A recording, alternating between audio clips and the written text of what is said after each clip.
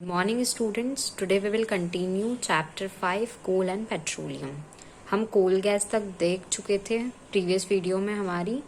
अब हम ये एक्सपेरिमेंट देखेंगे। एक्सपेरिमेंट आप पढ़ सकते हैं, इसमें डिस्टिलेशन ऑफ कोल का बताया है।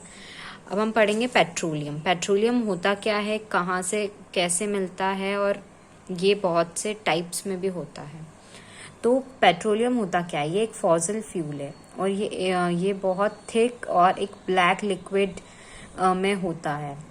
इसका ना स्मेल भी इसकी बहुत ज़्यादा अजीब होती है।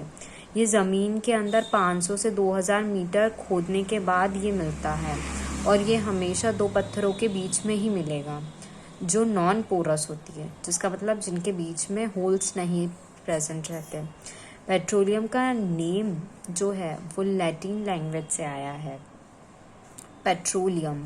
तो पेट्रो का मतलब होता है रॉक और ओलियम का मतलब होता है ऑयल। तो पेट्रोलियम नाम ऐसे पड़ा था। ये ना सॉल्टी वाटर के आसपास ही मिलता है। मैंने बताया था आपको कि फ्यूल्स कैसे बनते हैं। बहुत बड़े बड़े जंगलों में एकदम सब चीज़ें नष्ट हो जाती है और एनिमल्स भी मर जाते हैं। फिर वो सड़ने के बाद सब ज़मीन में जाते हैं, फिर उसमें केमिकल प्रोसेस होती है पूरी, और उसमें ऑक्सीजन की कमी भी रहती है। तो उसकी वजह से हमें ये सारे फॉसिल फ्यूल्स मिलते हैं। तो उसमें पेट्रोलियम भी बनता है। तो ये बहुत 500 से 2000 मीटर नीचे हमें मिलेगा पेट्रोलियम। अभी हमें प्योर पेट्रोलियम फॉर्म में नहीं मिलता है, ये एक थिक लिक्विड फॉर्म में मिलता है।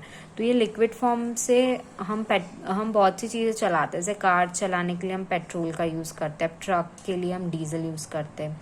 तो ये सारी चीज़ें फिर हमें कैसे मिलेंगी, तो हम इसी जो सब्सटेंस है इसे हम सेपरेट करके एक रिफाइनिंग ऑफ ऑयल करके प्रोसेस है, हम उसकी हेल्प से हम इसे डिवाइड कर सकते हैं। जैसे कुछ हम पेट्रोल बनेगा, फॉसिल फ्यूल बनेगा, हाई ऑयल बनेगा, हैवी ऑयल बनेगा और लाइट ऑयल बनेगा। तो ये जो पेट्रोलियम रहता है ये सॉल्टी वाटर के आसपास मिलता है नीचे ज़मीन में। और ये इंडिया में सबसे ज़्यादा पेट्रोलियम रिसोर्स मुंबई में है, मुंबई हाई में। ये उस साइड बहुत ज़्यादा मिलता है। और ये पेट्रोलियम को निकालने के लिए बहुत खुदाई भी करनी पड़ती है और इसे निकालने के लिए ऑयल वेल्स भी बनते हैं।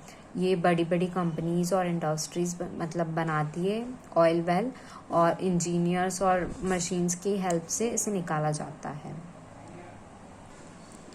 आप ये डायग्राम देख सकते हैं, इसमें पूरा है कि किस टाइप से पेट्रोलियम नेचुरल गैस है जाती है सॉइल्स के नीचे। रिफाइनिंग ऑयल ये एक फ्रैक्शनल डिस्टिलेशन मेथड होती है। अब इसमें होता क्या है, जो क्रूड ऑयल रहता है, क्रूड पेट्रोलियम, इसे हम ना 400 डिग्री तक हीट करते हैं। अब इसमें से जो वेपर निकलेगी बन के, वो वेपर बनकर अलग अलग टेम्परेचर पे उसको कंप्रेस्ड करते हैं और वो वेपर ऊपर जाकर चिपकती है और वो चिपक के एक लिक्विड फॉर्म में आती है। और वो लिक्विड फॉर्म में आकर पेट्रोलियम, डीजल इनको फॉर्म करती है और निकलती है। ये जिनका टेम्परेचर ज़्यादा हाई होता है वो फटाफट बाहर निकल जाती है, एकदम कंडेंस हो जाएगी। और जिनका लोअर रहेगा उन्हें थोड़ा टाइम लगता है। गैसेस होंगी जिनका हम जिन्हें हम, और ऐसी भी गैसेस होंगी जिन्हें हम कितना भी हीट कर दे वो नहीं निकलती, तो उसे हम बाहर इस टाइप से निकालते हैं। तो ये जो डायग्राम है इसकी हेल्प है। जैसे क्रूड ऑयल मैंने बताया था, ये पूरा अंदर गया। अब ये पार्ट्स बने हुए हैं अलग अलग टेम्परेचर के ऊपर। तो इस पार्ट्स में जैसे हमने यहाँ से हीट किया तो ये वेपर फॉर्म में बनकर अब पार्ट्स में चिपकेगी और चिपकने के बाद ये लिक्विड बनकर निकलेगी। जैसे कार के लिए ये पेट्रोल यहाँ नॉर्मल मतलब यहाँ से निकलेगा, तो ये बहुत से पार्ट्स में डिवाइड हो जाएगी। जैसे ट्रक्स के लिए डीजल्स निकलेगा, तो ये डिवाइड होकर ये अपने आप निकलेगी। और जो गैसेस रहती है जो नहीं निकल पाती, तो मतलब वेपर बनकर भी नहीं निकल पाती, तो उन्हें हम यहाँ से निकाल सकते हैं। ये रोड कोटिंग बहुत सी चीज़ों के लिए काम में आती है, आप देख सकते हैं। कैरोसिन भी निकलता है यूजेस में। तो इन्हें हमें 400 डिग्री सेल्सियस पे या उससे ज़्यादा डिग्री सेल्सियस पे ही हीट करना रहता है, तो उसकी हेल्प से ये वेपर बनती है। ये टेबल दी गई है, जैसे पेट्रोलियम गैस को बिलो 40 डिग्री पर बॉइलिंग पॉइंट है उसका, गैसोलीन का 42 160 पे, आप ये देख सकते हैं केरोसिन वगैरह का 152 250 पे है।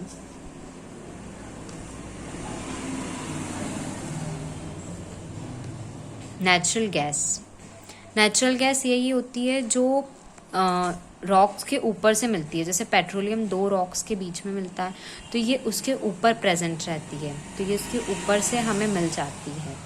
ये इंडिया में ये गैस मुंबई हाई में, त्रिपुरा में सबसे ज़्यादा हमें मिलती है। ये फ्यूल्स को बनाती है, ये फ्यूल्स के उसमें बहुत हेल्प करती है। ऑटोमोबाइल्स इंडस्ट्री में भी बहुत ज़्यादा यूज़ में आती है ये। यूजेस ऑफ सीएनजी, ये एक पावर जनरेशन की यूज़ में आएगी, लेस पॉल्यूटिंग फ्यूल है, फैक्ट्रीज़ में भी काम आएंगी। स्टील, ग्लास और कोई भी अदर प्रोडक्ट्स को हमें बनाना है तो ये उसके यूज़ में भी आएगी। और ऑल्सो ये केमिकल्स, हाइड्रोजन, अमोनिया और अलग टाइप के फर्टिलाइजर बनाने में भी यूज़ में आती है। ये त्रिपुरा, राजस्थान, महाराष्ट्र इन सब कंट्रीज़ में पाई जाती है।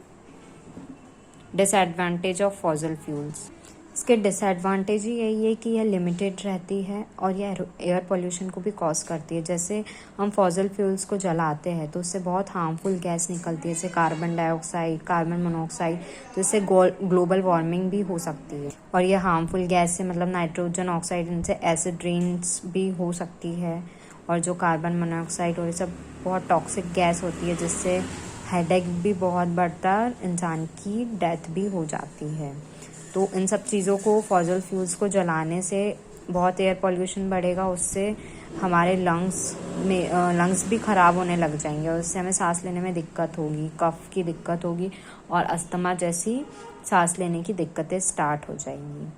Tips for converging fossil fuels, ये इंडिया में PCRA है, ये इन्होंने हमें टिप्स देकर रखी है कि हम इन्हें कैसे कंजर्व कर सकते हैं। तो इन्होंने कुछ गाइडलाइंस दी है, जैसे कि हम गाड़ी को स्लो स्पीड में करके भी पेट्रोल्स वगैरह को बचा सकते हैं। ट्रैफिक में यदि हम रुके हुए हैं तो हम वहाँ पे गाड़ी बंद कर सकते हैं कि ताकि हमारा फ्यूल बच सके। तो ऐसी बहुत सी चीज़ें हैं कि हम जिससे बचा सकते हैं, हम उसे मेंटेन करके रखें रेगुलर व्हीकल्स को, उनके टायर्स वगैरह को, जिससे हमें फ़ायदा हो सके।